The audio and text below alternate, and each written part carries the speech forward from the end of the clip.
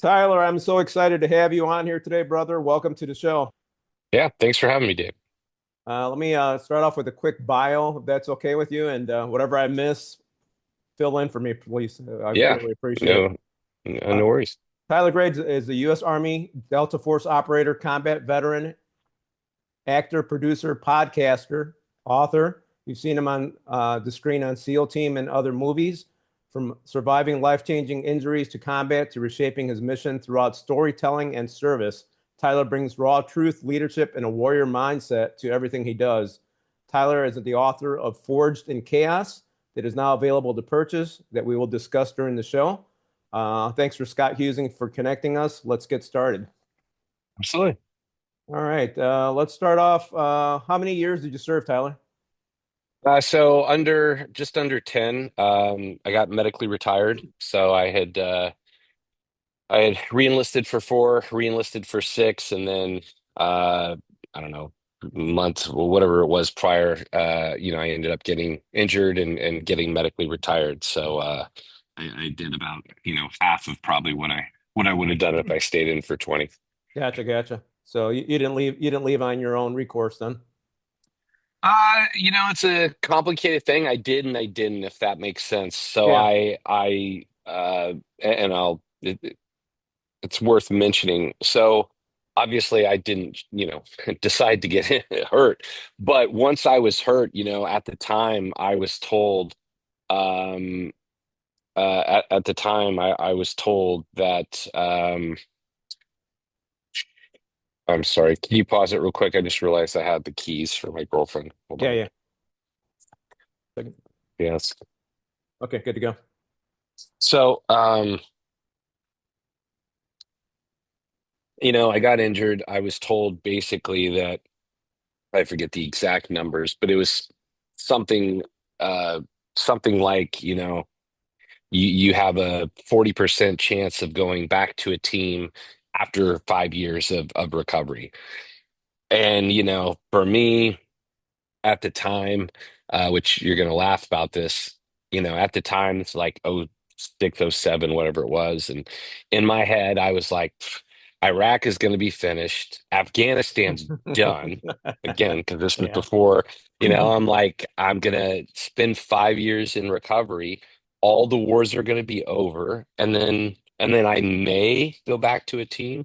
So at the time, I was just like, I'm just gonna get out. So it's interesting in that I didn't choose it, but I also did. And the hard part for me years later was obviously I couldn't have been more wrong about, Afghanistan heated back up again, hotter than it was, prior to Iraq, Right. Syria, all kinds of stuff went bananas, ISIS.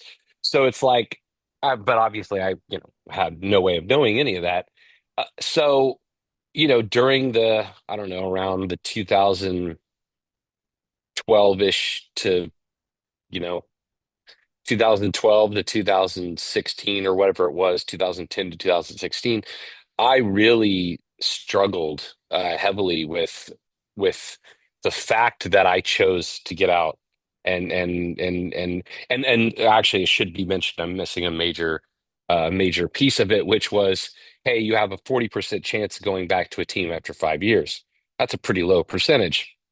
And of course, after 5 years, I knew I could have went back. You know what I mean? So, I was in that 40% where I know I would have been able to do it. So it was really hard to know that I pulled the plug on myself, and kind of killed, my job that I love so much. But again, I mean, I just explained it. Logically, I made a calculated decision, Right. but it was very hard to accept the decision I made after the fact when everything kicked off again and I wasn't a part of it. So that was very difficult for me for a number of years. Well, it seems like you're doing it. You're really succeeding now. So I think it's always a good lesson that we're never in control of what we want to do, right? So, but if you're able, Yeah, I mean, uh, to that I'll say I was upset about it for years. It, that doesn't mean it was the wrong decision. right, At the exactly. end of the day, the way I describe it, like many people, the saying that I like to say is, at the end of the day, one day, sheriff's got to hang up his gun belt. That's true. Yep. Yeah. Boxers Period. have I to don't stop. care. Yep. Exactly. I Yep. don't care how long it is, or on a long enough timeline, you will get to that point where you need to hang it up. And you know, for me, I just kind of, that point hit me unintentionally sooner, but it would have hit me at some point. So, at the end of the day, it it, it was better for me that it forced me to move on to kind of my next career Right. at that point, because it would have just, delayed it Right. And unnecessarily, in and who my knows what would opinion. happen, right? So that's the point. Exactly, Yeah. exactly, Did you exactly. join the army right out of the high school? No, I waited like I think a year. It's kind of funny. I actually moved to Los Angeles to try and work in Hollywood, and because that's what I also wanted to do. Right. And then that just I didn't know what I wanted to do. I also didn't know anyone. I mean, I was 18. I was an idiot. I didn't know anything about anything. Right. And so I, went on some like audition. I didn't know what I was doing, and it became obvious to me that I didn't know what I was doing. And I just, the military was something that I had always wanted to do, and I just kind of somehow was aware enough at that age, how I don't know, but I was aware enough that I remember thinking, you know what, this Hollywood thing's going to take a lot of time. The military is a young man's game, and I should do that now and get that and just do that now. And so I ended up joining. I actually joined. I was just telling somebody this the other day. I joined out of the Hollywood recruiting office. Like, Oh, no way. yeah, my Okay. my all my paperwork said Hollywood, so you can imagine how that went when I got to basic training.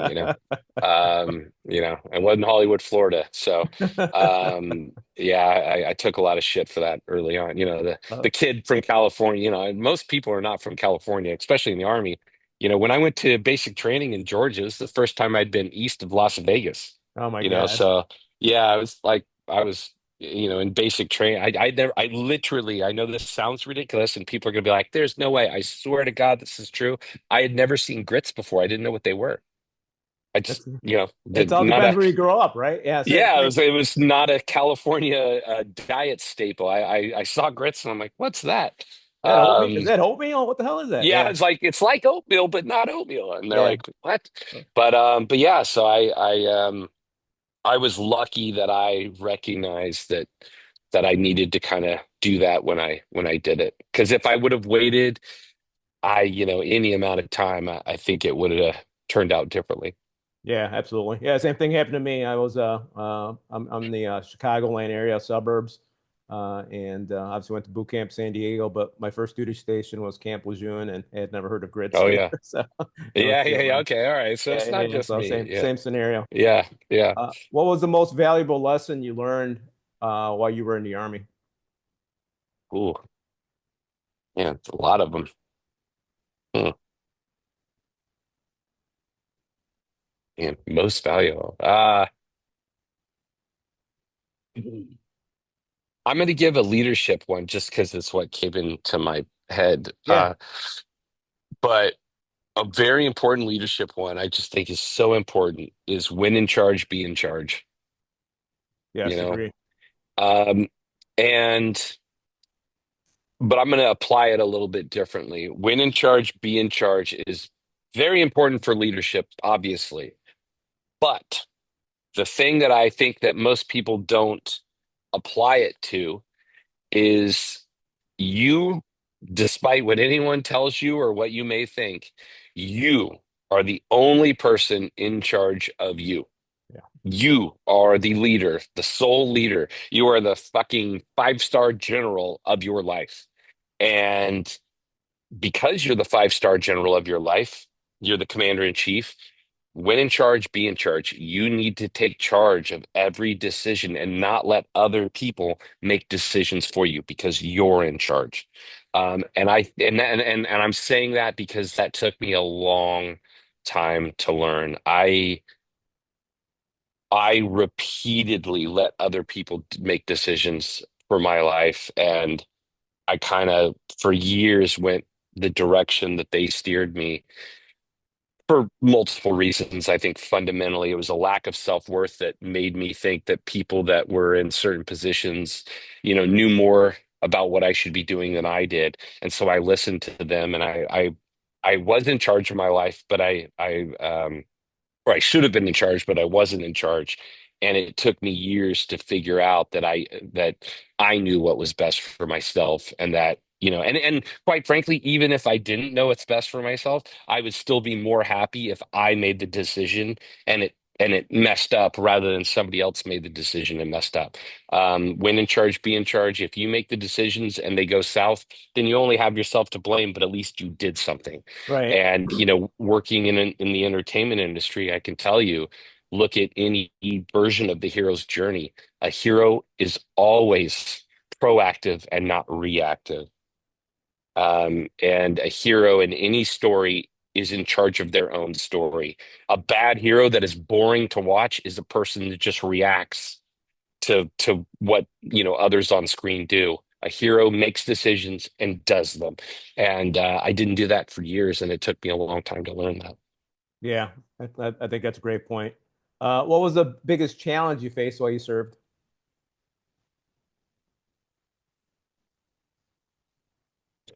Probably balance, I would Okay. say. Yep. I didn't really think of anything outside of that when I was, you know, in that. And to be fair to myself, I think the military really, quite honestly, incentivizes you not to. I don't think they want you thinking of anything outside of that.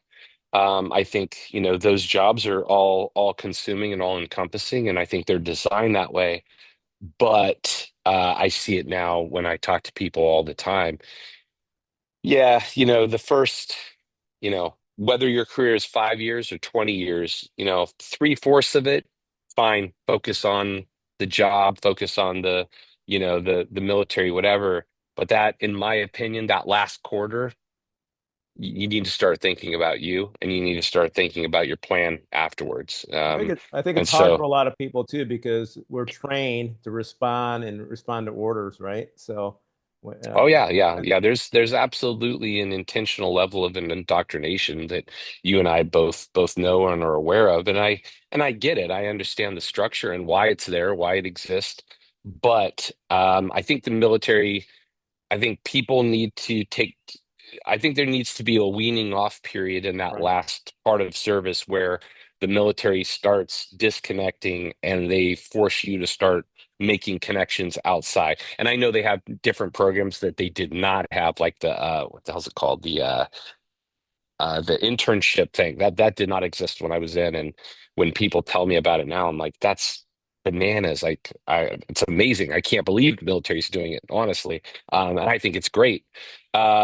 So I think they're getting better. I really do. I think, probably the biggest problem I can think of in the military is when you're listening to a bunch of people talk about getting out and helping you get out, but they're all in. Yeah, exactly. That's And it's exactly like, what I was just thinking when you were saying that. Here's how you're going to succeed out in the outside yeah, world, yeah, which you've never been part of. yeah. But you're still in. How do you know? Well, I don't know, but theoretically, it's like, no, dude, they need to, the whole ACAP or TAPS or whatever you want to call it, that Right. that program has a lot of work. They can't have people that are still active designing a program for veterans. I'm sorry, it just doesn't make any sense. But again, it's the government. What do you want from them? Yeah. Hopefully we could shed some more light on that in the future with the help of other veterans. Yeah. So, Yeah, what? and people, and again, everyone wants to do better, and just things take time. Again, in government, everything moves slowly. So, Right. I think, I don't think the military wants to, you know, do the wrong thing. I think it's just a slow moving system, and Yeah. it takes time to adapt. Yeah. It's a huge ship to turn. Absolutely. Exactly, Yeah. exactly. What mission sticks out to you the most while you were in the Army? Well, I mean, you know, o- obviously uh obviously, I'd say it was, the one I got injured on for Okay. obvious reasons. But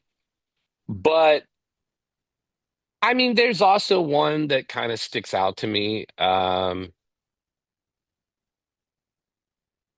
there's another one that sticks out, maybe more so, debatably, which was wasn't my first, but it was one of my first missions as a sniper team leader in Afghanistan. And we went out for, I don't know, 3 or 4 days, I don't remember. Um, and I think this is in the book, but we came across, it was nighttime. We came across a farmer, and this dog started barking. We're crossing through a field, and this guy comes out with a gun. And, you got 4 lasers or 5 lasers, whatever it was on him. I don't remember. And I remember looking at him and I remember thinking, like, yeah, he's got a gun. So technically, by the ROE, Yeah, you you're know, you're good to go. shoot Yep. him. No, Yep. no, no, no problemo. Right. But I just remember looking at him and thinking, this is the guy that heard his dog barking, you know, came out with a rifle to see what happened. This is not a guy that was like, oh, Americans are here. I'm going to get into a gunfight.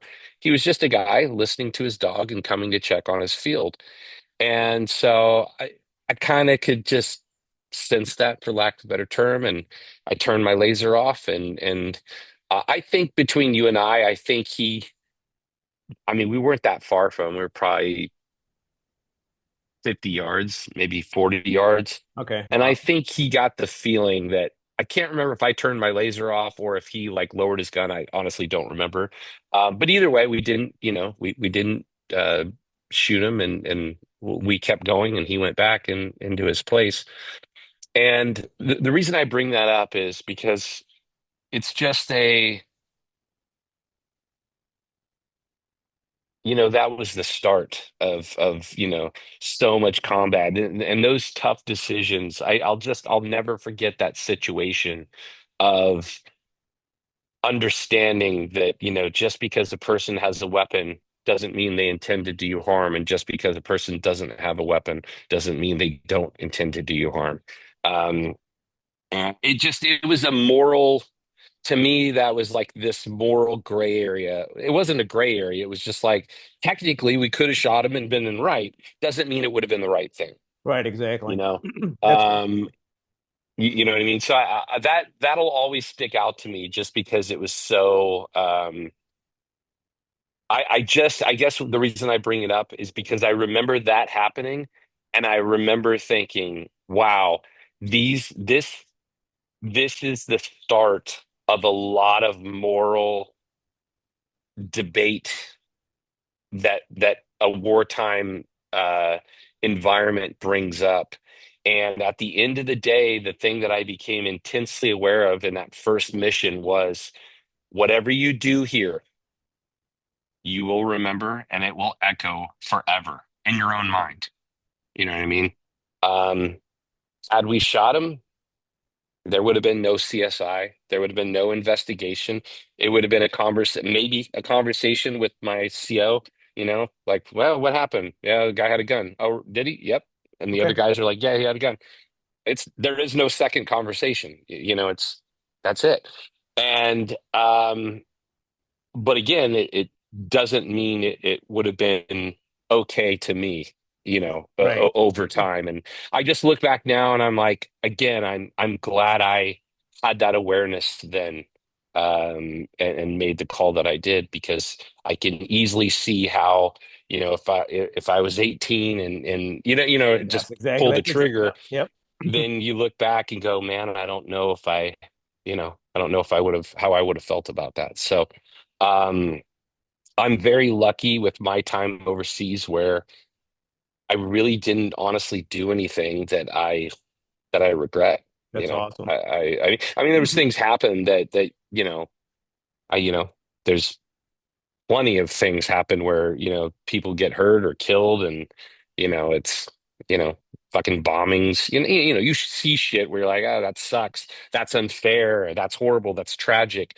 um but there wasn't anything that I personally did that compromised my personal morals, and very lucky that um I'm very lucky that I was a little bit older when I went to combat, because I joined, well prior to 9/11. So, um, it's just it's an interesting, as it's an interesting environment, and it's very easy to get lost if you Right. haven't done kind of the mental work to prepare yourself for an environment that truly has no rules and ramifications. That's awesome. I'm glad you were aware enough to not shoot that guy. Did you see it in his facial expression that he was not a threat, basically? No, Or, no, I or couldn't. I at that distance under nods, I couldn't what see made it. you aware that he wasn't a threat? Just his Demeanor? posture. His demeanor? Yeah, just demeanor, just his overall demeanor. Got it. Again, he had the Yeah. demeanor of somebody. I could also hear the dog barking before I even saw him, so Right. it wasn't hard for me to know why he was, came out with a gun. Um, and but again, I could just tell, his posture was protective, not aggressive, Got it. Got it. Man, if that makes sense. that's an incredible story. I'm sure he went to bed so thankful. It's like, man, He might.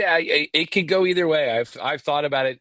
We wrote it in the book. I like I a part of me feels like he could sense us there, but he didn't have nods, so he definitely couldn't see us. It was too okay, it was dark. pitch dark. Okay, So got it. But he yeah, it saw was the pitch lasers black. on him, right? No, they were IR lasers. So Oh, he they were had he IR. had. Okay, got it. I mean, Okay. and again, I have this feeling, and again, I could be totally wrong. I have this feeling like because it was. I mean, we were probably staring at each other, or he was staring into nothingness and we were staring at him with, lasers on him for probably 30 to 45-ish seconds. So it Wow. was a good, Mexican standoff, um and I just have this feeling that he sort of like kind of was like, oh shit. Because if I remember correctly, he lowered his gun and went back inside. But I could have turned my laser off too. Honestly, like I said, I don't remember. I just had this instinct that he kind of sensed us, but he might have not. I actually don't know either way. Yeah, But that was a great call either way, brother. Uh, yeah, yeah, yeah. let's keep rolling here. Let's talk about your acting. So obviously, acting was one of your passion, military was one of your passion, and you went back to pick it up. How did you wind up getting back into acting after you left? Well, so I actually didn't know. It's so random. I don't know how I got talked into going into auditions before I joined the military. It wasn't acting was not something I really was pursuing. But when I started working on films as an advisor, and TV for that matter, what started it was I did this movie where I did, I think, 3 months on the movie, and my buddy did a week as an actor, and he Okay. made more. He made more than me in a week of acting than I made in 3 months advising, and I was like, Whoa. "That's not going to happen again." So from then on, I was like, any job I got, I was like, "Put me on screen as a actor. You know, I'll do the stunt. Military or tactical stuff. I know how to do it on Right. camera. So just, have me do that. You're going to have to pay a guy to do it anyways. I'll do it. And then I'll just tech advise on top of that under that same rate. So that's kind of how I really got on camera, really unintentionally, more for the financial side of it rather than wanted to be on camera. That being said, I just explained why I did it. What I didn't realize was the ancillary benefit, which was being on camera allowed me to do things Yes. authentically and make it look, real by, obviously knowing what I was doing. Like on SEAL team, I was doing all the breaches, I was doing the shotgun breaches, and I've done that a million times. So I was able to insert authenticity through and I'm going to use the word performance, not a performance, but just by my, having done that stuff for Right. real so many times, when I did it on camera, it looked like a person had done it for, you know, you know, 15 years because I had been doing it for 15 years. You know what I mean? So, That guy looks like an uh, expert. Yeah, man, yeah, man. Yeah. exactly. Right. So, and that actually on several projects allowed me to, it also saved them money because you wouldn't have to train somebody else to do it. Oh, that's true. You wouldn't have to spend, every time you screw something up on the day, you have to do a retake. And, it's like it could be $2,000 a minute on set. So, you redo 10 minutes on a shot, that's a decent amount of money. So for me, yeah, I could generally do most complex tactical things in one take because I had done it. So the production was happy because they're like, boom, got it, moving on. And I'm happy because I know that the end result is going to look authentic. What was your first role that you had in a movie or? First role ever was in a movie called Snitch with Dwayne Johnson. Okay, yeah. And it's a funny story. I'll tell it to you briefly, but I was playing a DEA agent or a DEA fast team leader doing a raid on some house, and it happened to be my birthday that day. And I came in the window, I think, and the director, who's a good friend of mine, um, was like, "Man, I need you to say a line here. I didn't, it wasn't scripted, but he was like, I need you to say a line here. I just realized that we need to tell the audience essentially that no one's home, because it might be hard to tell visually." And so it was like, I forget what the line was. I think um, it was a radio call. It was like, blah, blah, blah to blah, blah, blah. House is empty, no one's home. Got it. That was Okay. it. But what's funny is I was not an actor and I was not prepared to say words. I can do the tactical stuff all day long. And it was funny. We did like, I don't know, 4 takes, I forget. And I felt like I needed to, I wasn't an actor. I'm like, I don't know how to say this, And then finally, after 4 takes of me just being probably horrible, he finally was like, "Tyler, have you done a radio call before?" I'm like, "Yeah, I've done a million radio calls." There He you go. goes, "It's just a radio call." And I was like, Were you "Oh." overthinking it? So, absolutely. Because Yeah. when you're on, when it's acting or, you're on camera acting, you think you need to act. Right. And what most people don't realize is actors don't act.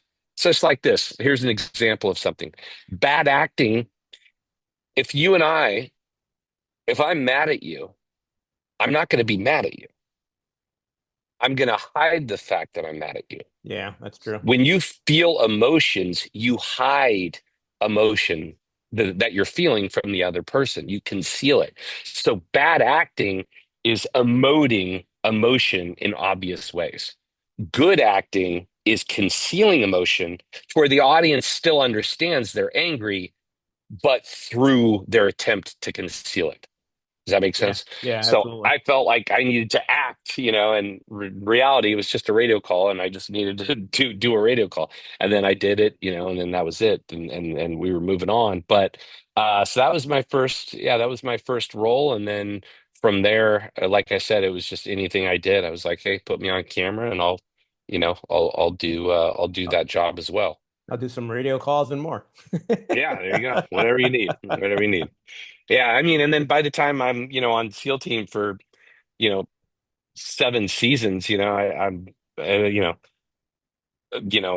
that show, I get to the point where, my character's in a coma, waking up from a coma. You know what I mean? And it's like, you know, I mean, there was like actual acting stuff. You know what I mean? I'm like, this is not a radio call. This is like actual acting. No, you did a So, great job. I saw all seven well, seasons. thank So yeah. you. But I over 7 seasons I was so lucky to watch professional actors and just try and learn from them and ask them questions. Hey, how would you do this? What do you think about this? How would you portray this? Was that good? Should I adjust anything? So I would, I would just ask them their advice and try and steer my performance uh learning from guys that have been doing it for 3 decades. That's awesome. That's a great point. A great example is that we're always learning and growing, right? No matter Yep. what we're doing in life. And Yep. so I think anybody that's out there listening to this, it's like, hey, if you're stuck or whatever, don't worry, just keep moving. And let me ask Tyler here real quick. So people that want to succeed or don't have the right mindset, what kind of advice would you give them, Tyler? Well, so sorry, be If people specific. want, if people want to succeed, right, in anything in Mm-hmm, general, right? Let's say somebody that's young, 18, 19, or veteran mm-hmm. getting out of the armed forces, or just a general public. What's one of the first things that you think they should do to be able to grow and succeed?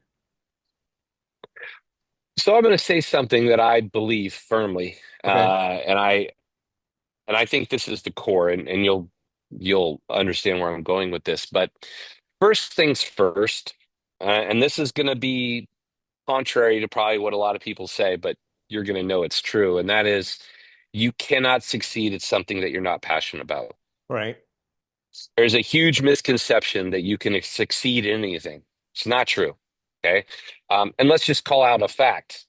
I could never be a professional basketball player. It's just, it's just not going to happen. I'm sorry. Now, granted, I'm not passionate about it either, but I'm saying even if I was passionate about it, I'm just not built for it. It's just not going to happen for me. So there's this huge misconception that you can be anything you want to be. That's just not true. You know, um, there's exceptions to everything, but what you can be and what you should be is you need to be successful. The only way you're going to be successful in something is if you are absolutely truly passionate about it. And I'll give an example. People trying to make money for money's sake, they fail. Why did they fail? Because they're not in it for the right reasons, Right. right? Yep. Hollywood. When I see people go, I want to be an actor, and I go, awesome. Why do you want to be an actor? I want to be famous and rich, or rich and famous. In my head, I'm going, they're not going to make it. Right. Why? Exactly. Because they're not in it for the right reasons. Anyone, and then I'm going to apply myself to this. You look at the special operations community. The one thing that people don't really understand about the special operations community is what separates the people that make it from the people that don't. Several things, but I would say fundamentally, you cannot become, I'm going to use SEAL as an example. You cannot become a Navy SEAL if you want to only be an ex-Navy SEAL. Right. You ain't going to make it Exactly. because you don't actually want to do that job. You want the title, you want the acclaim, you want the branding, you want people to think you're a tough guy and a badass. But if you don't really want to do that job and you don't actually want to live that life, and that isn't something you're actually passionate about, the process is too hard. The barrier for entry is too great. You're not going to make it through. At some point, your motivation's here and the level of difficulty is here. Right. So I the agree. only way you can ever be successful in something is if your motivation is higher than the level of representative difficulty. Right. So Okay. I'll add that on to this. I believe personally, and there's exceptions to every rule, but by and large, I believe that we all know what we want to do as children. Yeah, I agree. Yep. I think everything that you are interested in, everything you're passionate about, everything you love is either known when you're a kid or it's kind of derivative of your childhood, things you're interested in childhood. Like I'll give you an example. The every single thing I'm into, every single thing from military stuff to guns and tactical stuff to movies, I was into that as long as I can remember, 3, 4 years old. Nothing's changed for me. Nothing, We're all still So kids. We're all still kids at heart, man. 100%. Yeah. And I think what happens, in my opinion, is as we get older, people talk and they talk us out of our childhood passion and our What you were childhood saying earlier, right? imagination and our dreams. So I think you listen to friends and family and society and the world, and everyone's telling you to grow up and to get a job and to get a real career. I think we all know what we really are interested in. And the interesting thing I'll say, and to answer your question, is this: it's different than when you and I grew up. Right. There's not a fucking thing that you could say today that you want to do that is not able to be monetized in some way. When 100%. you and I were younger, if somebody was like, I love collecting stamps, and I want to make collecting stamps my career. You'd been like, yeah, it ain't going to work out. Get a real job. You're not going to support a family on collecting stamps, right? Nowadays, dude, you make a YouTube channel on your passion for collecting stamps. You freaking sell other stamps online to people. You get on eBay. You can make a career or a business out of collecting stamps. I'm just using, it's probably not the best example, but you know what I'm saying. Yeah, but The it's a ability, great analogy. Yeah, okay. the modern ability, the internet has now allowed for the coming together of niches all over the world. So every niche that wasn't sustainable because it wasn't a big enough community is now connected through the internet. So any hobby, any interest, anything you can think of, in my opinion, at this point, damn near, is monetizable, is able to be made into a career. So I personally think the the key to success is very simple. Chase your passion, monetize your passion, and if you do that, and again, I can we can talk to a million people. If you're truly doing what you love, it doesn't matter what the monetization leads to or the career leads to because you're doing what you love. That being said, if you're doing what you love, you have the passion, and that passion is the prerequisite for success. So, 100%. Yeah. you look at every successful business out there right now, the people did it because it solved a problem that they were interested in, and then it happened to solve other people's problems. And then Right. they kept going. But it all started with everyone. The only way to be successful is to chase passion. Right. And I agree with you 100%. I just saw a statistic not too long ago, and I don't remember the exact percentage. I think it was like 80 to 90% of the people out there hate their jobs, Oh yeah. you know. Yeah, So, absolutely. And when you hate your job, it really doesn't matter. I mean, look, we all need to survive, no doubt about it. But when you hate your job, it doesn't matter what it gives you. right. You know what I Absolutely. mean? If you hate your job, like I can tell you this, I don't care if you hate your job and you're making 50,000, you're gonna hate your job at the same level and hate yourself for taking that 50,000. But let me tell you this from personal experience.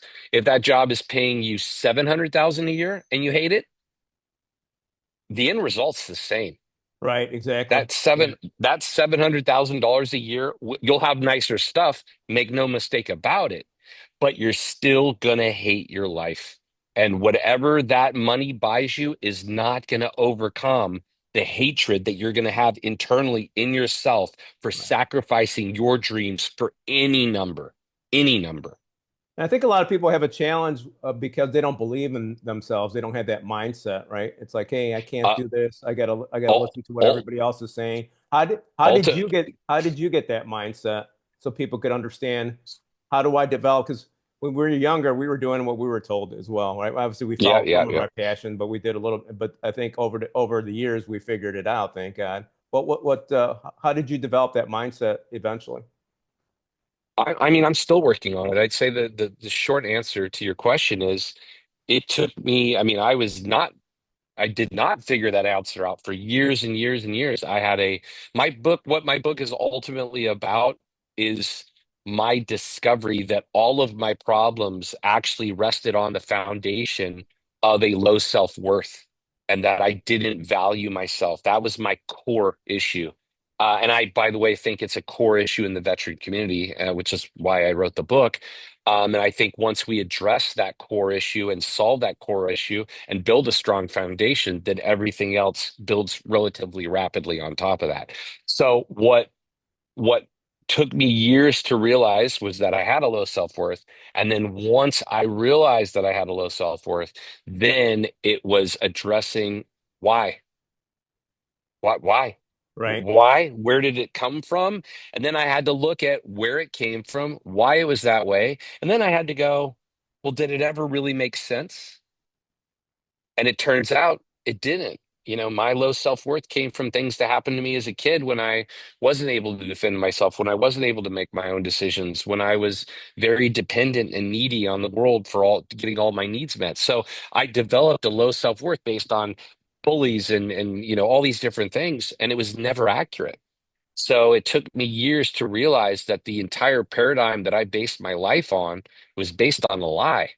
And Wow. then once I realized that it was based on a lie, then I had to create my own truth. And the truth that I created for myself was simply that I always had worth, that I was never worthless, that I always had worth, that I always had extreme value. And once I started truly believing that, then it became self-evident. The crazy part of self-worth is whatever you believe is actually true. Right. 100%. If you You, believe you have no self-worth, you're right. If you believe you have a ton of self-worth, you're right. And the proof of that, I'll tell you the proof though, because some people are going to go, I don't know, I don't think it's that simple. no, But I'm going to it's tell true. you, Yeah. I'm going to prove it because everyone's going to know this person that I'm going to mention right now. Everyone in their life has known that one guy or girl, but for me, it was a guy. But everyone in the world has known that one guy at some point in their life that has all the confidence in the world. Hmm. And you're like, where does it come from? Right? You're Right. like, Yeah. they're not really that smart. They're not get, like you're evaluating them and you're like taking a step back and going, I don't know where it comes from. It's there. But where does it come from? There's nothing external that should necessitate or create that level of confidence. I knew a guy was not good looking, was I don't want to talk about his intelligence, but yeah, I mean nothing, there was nothing special about him other than he had the most insane confidence of anyone I've probably ever met. Other than his confidence, I couldn't put together anything that it was based on. But I can tell you, his level of confidence, it by him having that confidence, it was true. He could get anything, he could make anything, he could do anything because he simply believed he could. Right. He would go up to girls and I'd be like, dude, there's no way that girl's going to talk to him. The next thing you know, they're going out together and you're like, Like, what what? the hell? Yeah, Yeah. you're like, what the hell? Like, I mean, it was almost like magic, but he just had this internal confidence that was absolutely unshakable. I'm talking a Kanye West level of internal confidence. And I'm somewhat making a joke about Kanye West, but if you, not, I mean, look, I think everything he's doing now is a very sad, obvious profile on a level of mental illness. But if you go back and look at stories of like Kanye West used to go into like there's a story of Kanye West going into a record label. Now again, he was no one, and he went in there and he's like, "Y'all are gonna sign me," and they're like, "Fuck are you?" He's like, Right. "I'm gonna be the greatest rapper alive. I'm gonna be the biggest rapper anyone's ever heard of." And you're like, "Fuck you, get out of here!" Right? He was right. Like it happened. He made it happen. And my point being is now, do I think his mental illness stuff that he's happening have happened now are directly tied to that level of self-delusion? Yeah, Yeah. probably. Yeah. But my point being is there's a level of you look at so many successful people, their self-confidence borders on self-delusion. And Agree. the reality that I've now learned is it it's only external that we view it as self-delusion because the end result is the same. It Right. actually does become true. That level of self-confidence. So when I was younger, I thought all confidence had to be based on external validations. So I thought if a person was confident, it was based on something, you know, that they had. Like I said, extreme intelligence. They're very wealthy, extremely good looking. I, as a kid, thought that all confidence was based on things that were verifiable.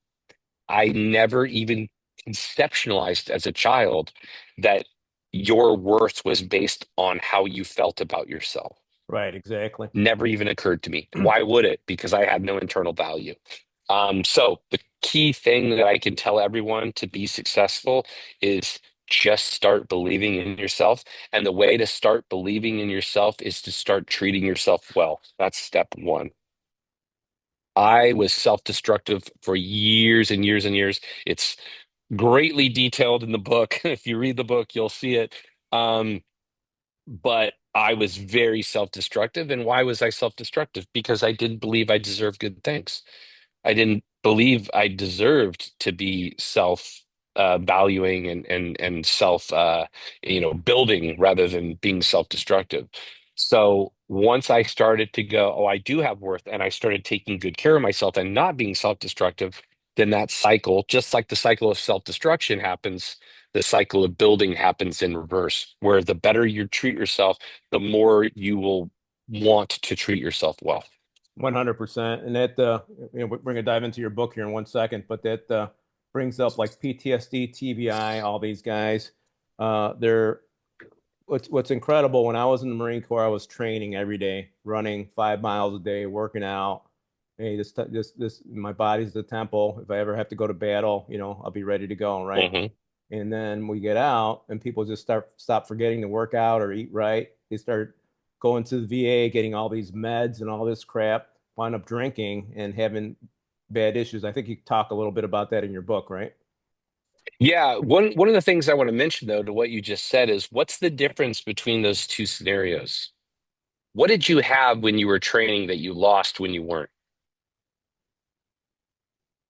You I had the mean, team and brotherhood that you were hanging out with, right? And the environment that everybody else was working out as well.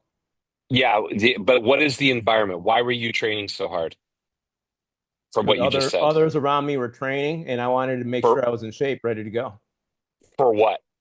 for anything, battle or whatever we needed to do. Go. Battle. So Right. yeah, so my Which life is point battle, being right? is but to your point, when you Right. were training because you had a mission. Right. You knew what your mission was.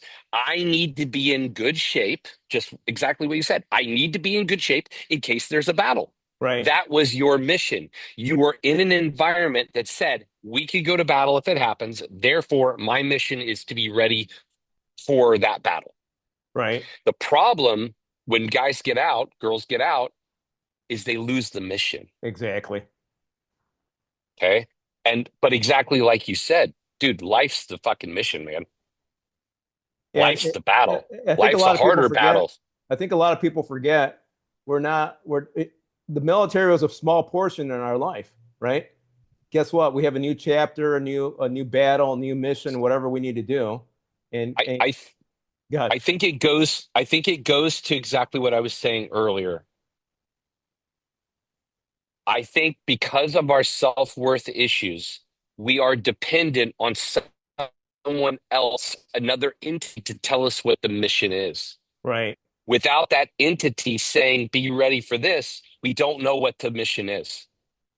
We need to be a part of that team. We need to be told what our purpose is, not realizing that separate from that, we already know what our purpose is, but we're used to being in positions to being part of that team and needing to be told what our purpose is. So the whole key for me when you get out is suddenly the mission's gone because no one's telling you what the mission is. right, When in exactly, reality, as you said, nothing should change. Life is harder than I tell people all the time that are in. I don't give a shit what anyone says. Being out is harder than being in. I'm sorry.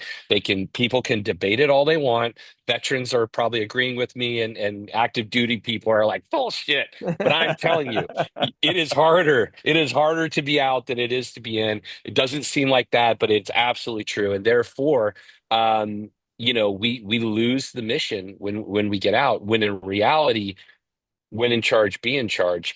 The mission is preparing for your life and being a productive member of your community, family, church, city, whatever it is. And what we need now is veterans to come together and realize that just because their service ends, their mission and purpose did not and will not.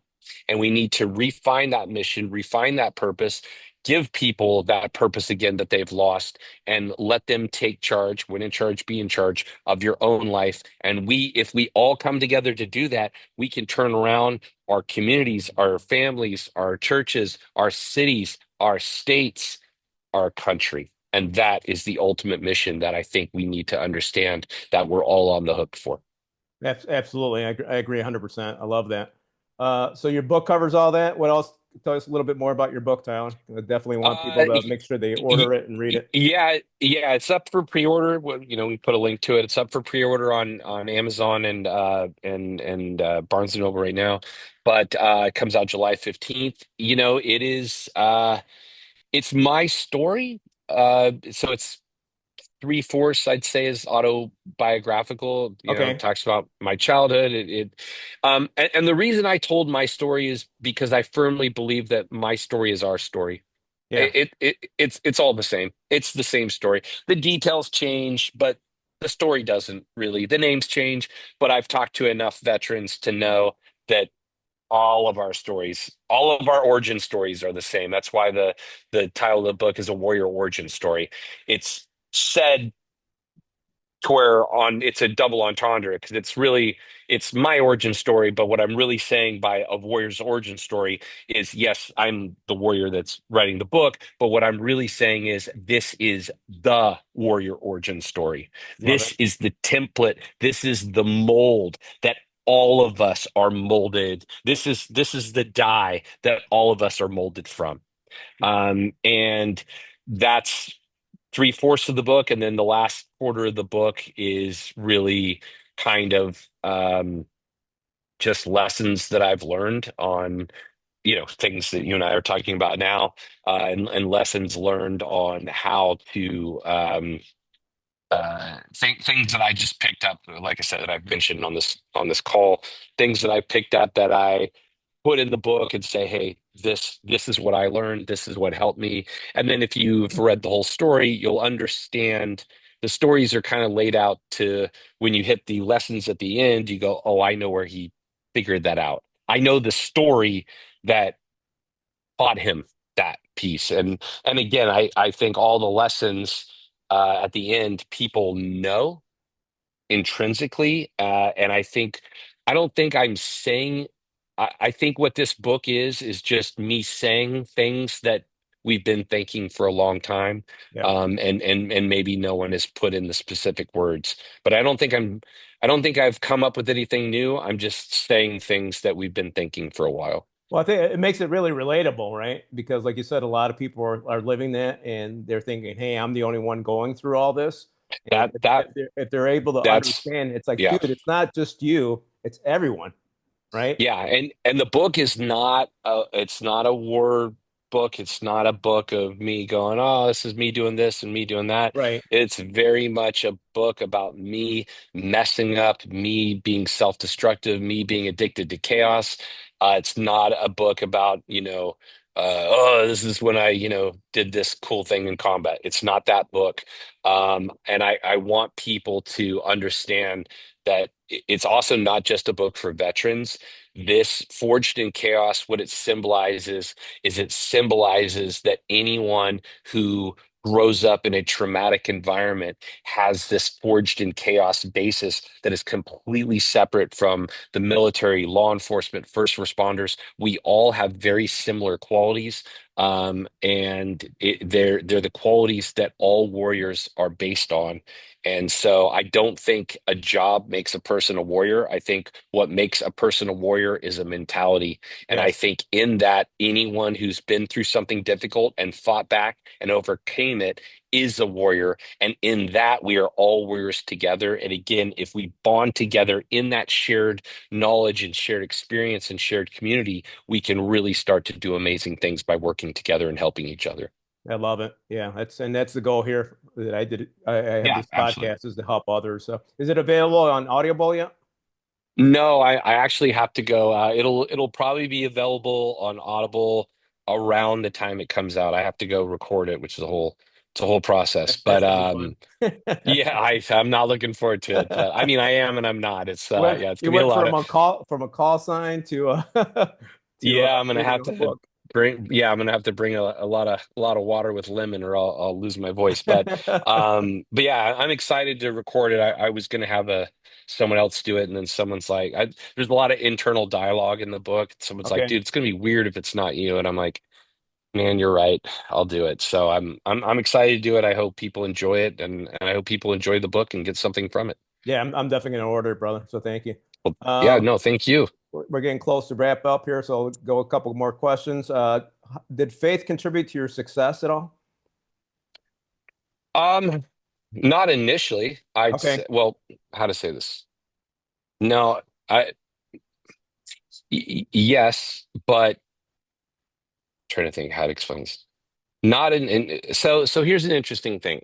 I would say, people look at my story and they'll say, "Oh, you did very well in this or that." And it's ironic because in reality, yes, I've been successful in certain things, but knowing what I know about what a low opinion I had of myself and how much I held myself back, I if I had a high, self-worth 10 years ago, I can't imagine where I would be today.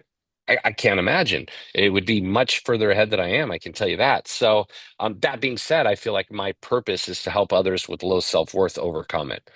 So, um, I would say faith helped me once I realized that I had that issue and once I started correcting it. Yes, my faith has absolutely helped me where I am now, but I only started having faith for maybe a year and a half, Okay. maybe. Awesome. That was kind of, like I said, when my spiritual journey started, and it started with my girlfriend, and kind of, I just, I'll say it to you this way, because this is, I think, a very logical way to look at it. And that is, as a kid, you know, I had no self-worth.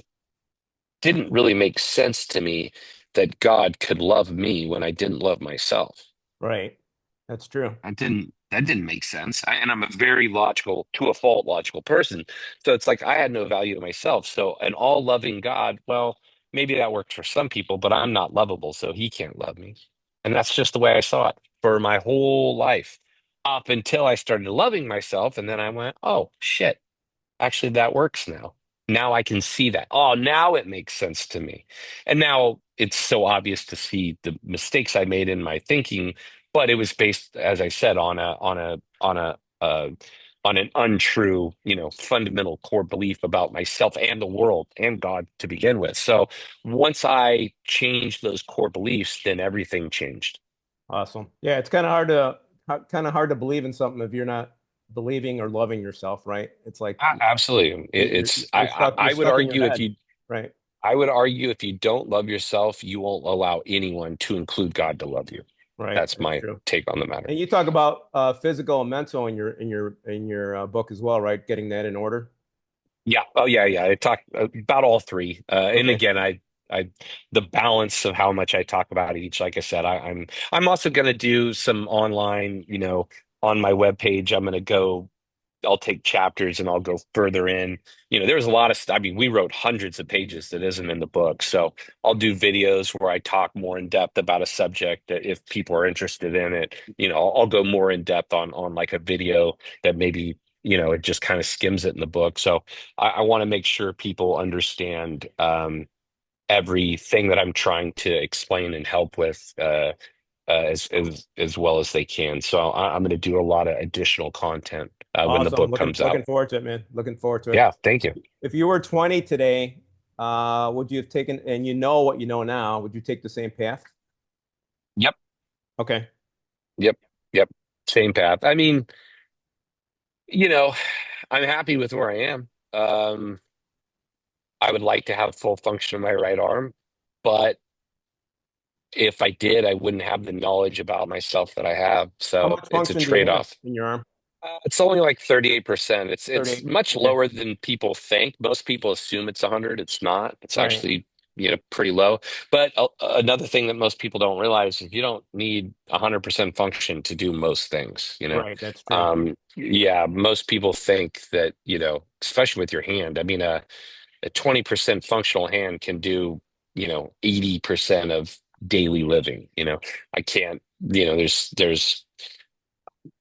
have to adapt for I don't have to adapt much for daily living. I have to adapt to shooting. I have to adapt to sports. I have to adapt to working out. But you know, going and, writing something, typing something, going and eating breakfast, opening a door, daily living generally is unaffected. And that's a big win right there, because when you can't do the daily stuff, that's brutal, right? Oh yeah, absolutely. And I'm very lucky. And the other thing is too, I think on a long enough timeline, with the advancements that are happening, one day it'll be at 100%. And then I'll still have the mental awareness that I learned about myself. So, on a long enough timeline, it'll end out being the best case scenario. Awesome, awesome. How can listeners connect with you, brother? I am on Instagram, Tyler A. Gray on Instagram. The website will be tylergray.net, or tyleragray.net. We'll put the stuff Yeah, in put the the links on there. and Yeah, yeah. And then what else? and then your Those book are kind of my on yeah. Those are Amazon. kind of yeah. We'll do the book link. Yeah, book Forged in Chaos on Amazon pre-order, and then Forged in Chaos on BarnesNoble.com. Awesome. What would you like people listening today to remember about you or your work? Um. Really, I just hope that people that read the book or watch anything I've done, I hope, as I say, I can't tell you what it's like for you. I can only tell you what it's been like for me. And hopefully, by telling people what it's been for me, I can help them understand something about themselves. That's my intent. And hopefully it works out. Hopefully people can look at me as kind of put myself out there and learn something about themselves or their journey or a way to go forward or a way to improve. So the only way I can try and connect with them is by putting myself out there. And then, we put ourselves out there not so you see me, but so you see you. There you go. Love it. Tyler, it was great meeting you today, brother. Thank you for being on the show, sharing your knowledge, giving back today. Look forward Yeah, to my catching pleasure. up. Look forward to catching up with you soon. Yeah, same man. Thank you so much, Dave. And to our listeners, share and like this episode. These stories need to be heard. Stay focused, stay winning. God bless you, and thank you for tuning in.